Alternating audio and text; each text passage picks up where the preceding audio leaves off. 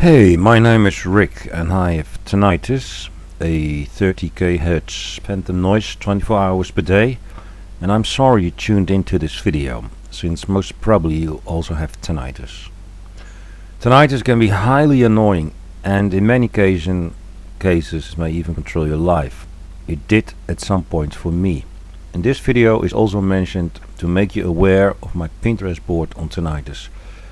On my board you can find the single slides of these presentations and more. You can find a link to the Pinterest board in the video description. Through this video I'm not offering you a cure, I'm not a doctor, and I'm just sharing with you my story. I share my insights on how I learned to deal with tinnitus. I was 20 or so when I started to hear this high tone, and I always thought that the television was on, since in those days the television sets could have this high pitched tone. But the television was not on. A bit similar peep you can hear after a night in the club with very loud music. Anyway, I continued live and never paid attention to this unless maybe 6 years ago. The noise became worse, louder, but again I just continued my life after consulting a doctor, and this doctor had not done anything. But I don't know exactly the details, but somehow I continued my life again. But then 2 years ago, and we are living now in 2016, the shit really hit the fan.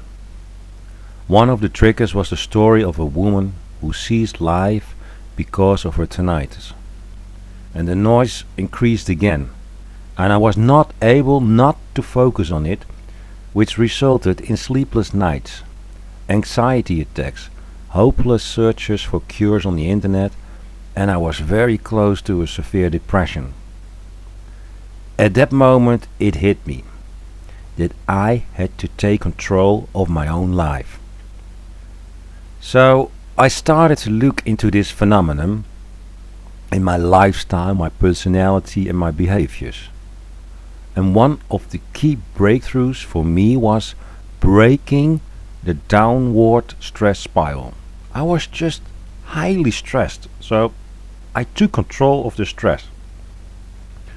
Furthermore, I experimented with different things, such as white noise, residual inhibition and positive visualizations. For instance, I imagined that I was listening to crickets in a meadow, or that I was in a plane on my way to a very nice island. Furthermore, I invested in sports, in nature and in fun things. That eventually worked for me to relax in such a way that I was not so much focused anymore on the tinnitus, and the noise got to the background. Also, I tried to understand what worsened the condition and when. But also I learned that the condition is not always bad. The intensity fluctuates, and that gave me a positive perspective. So in the end I'm not cured, and I still struggle at times, especially when I'm tired and desperate for rest. But I have managed to develop my own strategy to deal with it, so that I'm back in control again.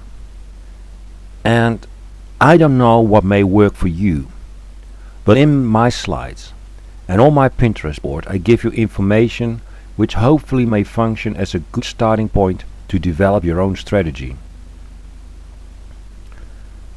Since tinnitus is such a complex disease or symptom with different causes and mechanisms, I'm quite sure that different strategies and treatments are needed for different people.